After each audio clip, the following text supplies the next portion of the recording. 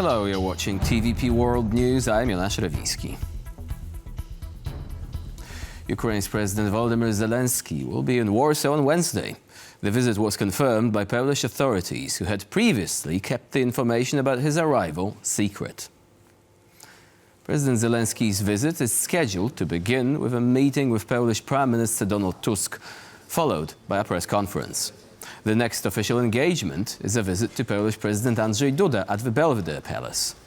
His talks with the top Polish politicians are expected to cover further support for Kyiv in its fight against Russia. The issue of Ukraine's EU accession negotiations during the Polish presidency of the Council of the European Union is also set to be a topic of priority. Poland expects to open the first negotiating cluster with Ukraine. Also important in the context of the visit is Kyiv's first agreement in years to exhume Polish victims of the Ukrainian insurgent army during World War II.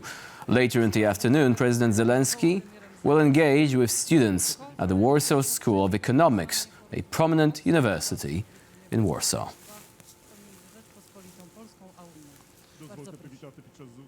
And President Zelenskyy's visit to Poland will be our topic of conversation with our guest, Ukrainian MP Kira Rudik. So please stay with us here on TVP World. Now, in his latest nightly address, Ukrainian President Volodymyr Zelenskyy announced that there will be no reduction in the number of specialists needed by the Ukrainian Air Force. He also spoke about a meeting of NATO countries in the Baltic region, including Germany and Latvia. I instructed the Air Force to clarify to the public that the number of specialists that the Air Force needs to perform combat missions, our aviation, air defense and mobile fire groups, will not be reduced. Both Germany and Latvia participated in today's meeting of NATO countries in the Baltic region, and this is another region where it is clearly seen that Russia is investing resources in continuing the war, in creating problems for everyone in Europe. This includes Russia's shadowy tanker fleet, spying on European countries and their infrastructure in the Baltic, and threats to the underwater critical infrastructure. No less dangerous are the new threats from drones, which can be used by Russia to destabilize infrastructure facilities on the continent, such as airports or power plants. We all have to coordinate our work together for our protection, for the sake of greater security for our countries. And we have breaking news. Russia launched a massive missile strike on Ukraine on Wednesday morning, targeting multiple regions of the country. Poland, in response, scrambled military aircraft to protect its own airspace in response to the strike. Now we're moving on to our next story. German Defense Minister Boris Pistorius has reiterated Germany's continued support for war-torn Ukraine after the parliamentary elections in his country. Pistorius made the statement during his unannounced visit to Kyiv. The situation is tense. The Russian armed forces have made considerable territorial gains in the recent months, with a great deal of effort and enormous losses, with the clear aim of making up ground before January 20th. In the event that negotiations on a ceasefire do take place sooner than expected, which of course nobody knows yet, and that is why the situation is tense for the Ukrainian armed forces, but they are catching up. They are fighting with incredible bravery, with unbelievable innovative strength and creativity, and so the situation is tense, but by no means hopeless. Wait and see and hope that the transatlantic alliance holds, that the Euro-Atlantic alliance will hold, and that we will take further sensible steps to support Ukraine. And of course never lose sight of the peace agreement, a ceasefire. A meeting of the NATO Military Committee and the chiefs of staff of the alliance countries will be held in Brussels Monday, chaired by the committee's head, Admiral Rob Bauer. NATO's deterrence and defense capabilities for the Euro-Atlantic area, support for Ukraine, and the alliance's ongoing missions are at the top of the agenda. NATO Secretary-General Mark Rutte will deliver an opening speech. Supreme Allied Commander for Europe, General Christopher Cavoli, as well as Supreme Allied Commander for Transformation, Admiral Pierre Van Dier, will both be present at the meeting. Poland, for the US, is the #1 ally. Georgette Mosbacher, former ambassador to Poland during the first Trump administration, said earlier on Tuesday in Warsaw. Appearing at a panel at the Future Transatlantic Relations Conference, the diplomat covered a range of topics, including the strength of relationship between transatlantic allies and the ongoing war in Ukraine, and provided an outlook for the US-EU relationship during Trump's second term. I think that the relationship between the United States and Europe is a very strong relationship. We are dependent on one another for our security, and the U.S. understands that. The suggestion that, look, there is polarization, we see it all over today in our politics, but that doesn't mean we don't come together when we have to, and I think Ukraine is a perfect example of that. Poland now is the leader in terms of that transatlantic relationship. Poland is really, for the United States, it is our #1 ally now. It is the eastern flank of NATO. It is really the hub for supporting the war in Ukraine. The energy crisis in Transnistria is deepening as the separatist Moldovan region is running short on coal. And soon, rolling power shutdowns in Tiraspol will give way to permanent blackouts. The leaders of this Russian-dependent region hope that Moscow will restore gas supplies before lights in Tiraspol go out for good. Our correspondent Paweł Trzaskowski is on site and has more details.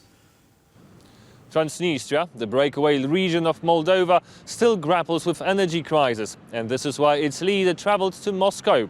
This comes from Maia Sandu, Moldova's president, who also said on Tuesday that Russia is solely responsible for inducing the energy crisis in Transnistrian region. And to be very clear, Tiraspol's refusal to accept help from Moldova is not its own, but the Kremlin's. Tiraspol does not decide whether it can accept help or not. It is very clear that the Kremlin is behind this irrational refusal. I know about Krasnoselsky's visit to Moscow, and this is yet another proof that Chisinau is not an impediment to finding a solution. On Tuesday, I spoke to Radu Marian, a Moldovan MP, who provided me with an outlook on the current humanitarian crisis in Transnistria. Approximately 300,000 people living there. Most of them have no heating in their house. They have electricity outages of up to 8 hours a day. Temperatures in the flats can drop to 10 degrees. And we know there are some victims of cold. Transnistrian power plant usually works on natural gas imported from Russia. But since Russia no longer supplies Transnistria with gas, Transnistrians now use coal to fuel the power plant. But the supplies of coal are supposed to last for no more than 20 days. And when Transnistria runs out of these supplies, it will be left without electricity altogether. So far, the region has refused help from Moldova, Ukraine and the European Union, and it seems that its leaders are still looking to Russia to intervene. From Chisinau, Moldova, for TVP World, I'm Paweł Trzaskowski. President Putin can no longer blackmail us with oil, said Czech Prime Minister Petr Fiala earlier on Tuesday. The country has successfully completed the upgrades to the Transalpine pipeline, doubling its capacity and ending the Central European country's dependence on Russian crude. We can now say that we have reached a situation where Vladimir Putin can no longer blackmail us with oil, not even by cutting off our oil supply. The project is now technologically ready. We are able to ensure the supply of oil from the west to the Czech Republic. Increasing the capacity of the Transalpine pipeline will provide the Czech Republic with an additional 4 million tons of crude. The European Union and Warsaw need to get serious about removing red tape and bureaucracy. This was the main message delivered by Mateusz Morawiecki after he was voted in as the new leader of the European Conservatives and Reformists Party in Brussels. TVP World's EU correspondent Angela Skujins has the latest. I'm reporting from a hotel where just hours ago Mateusz Morawiecki, Poland's former Prime Minister, was voted in as the new president of the European Conservative and Reformist Party via a process of acclamation. Now, the ECR is the fourth largest group in European Parliament and was formerly headed up by Italian Prime Minister Giorgia Meloni. But in December, she announced that after 6 years in the top job, she would be stepping away and backed Morawiecki's bid to take over. Now, he told reporters today that he would pursue a conservative agenda as part of his ECR mandate. This includes strengthening borders, freedom of speech protections, as well as taking a power away from Brussels and bringing it back into the hands of member states. But in terms of what he wants to do for Warsaw, he said removing red tape was at the top of his agenda. Here is what he had to say. We are going to focus on red tape and all the bureaucracy which is hampering the development of the economic development all over Europe. And could you imagine what is going to happen when the red tape elimination will really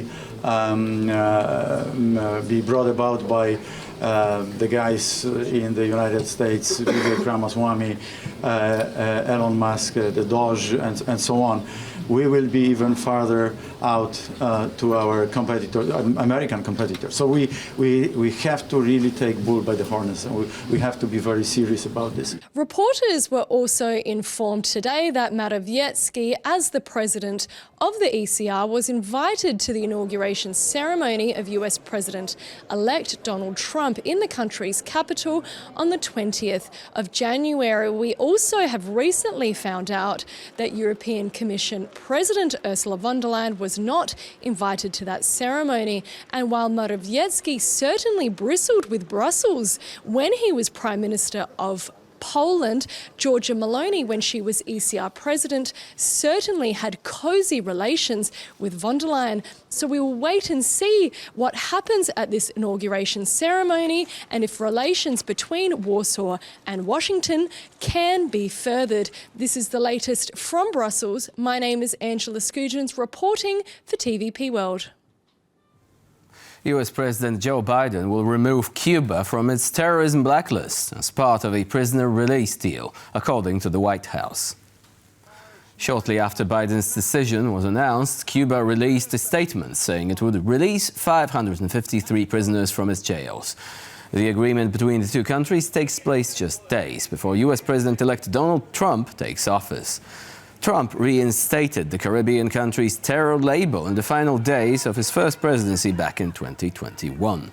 President Biden's decision will now effectively lift Cuba's designation as a state sponsor of terrorism, easing sanctions on the island, which is suffering from a deep economic crisis. South Korea's impeached President Yoon Suk-yeol has been arrested and is being questioned over his ill-fated declaration of martial law last month, anti-corruption investigators said on Wednesday. His detention makes him the first sitting president in the nation's history to be arrested. Yoon Suk-yeol submitted himself after more than 3,000 police officers marched on his residence to arrest him from the early hours of Wednesday. Yoon remained defiant, however, saying in a video message before his arrest that he had agreed to cooperate with anti-corruption authorities to avoid bloodshed, but called the investigation against him illegal. Since lawmakers voted to stand him down after his short-lived declaration of martial law on the 3rd of December, Yoon Suk-yeol has been holed up at his hillside residence, guarded by a small army of personal security that blocked a previous arrest attempt. Following his arrest, angry supporters of the impeached president protested outside the offices of the Corruption Investigation Office for high-ranking officials. Students at the University of Science and Technology in the Polish city of Kraków have successfully launched Poland's smallest satellite. The spacecraft will be used for environmental research. This satellite, dubbed HYPE, was launched into orbit on Tuesday evening aboard SpaceX's Falcon 9 transporter, 12 mission from Vandenberg Space Force Base in California. Designed as a 5-centimeter cube, it features a camera aimed at a built-in display, which will project images sent from Earth. It will orbit at an altitude of 525 kilometers, and once operational, it is expected that the data gathered by the spacecraft will support research into topics related to climate change, including deforestation and greenhouse gas emissions.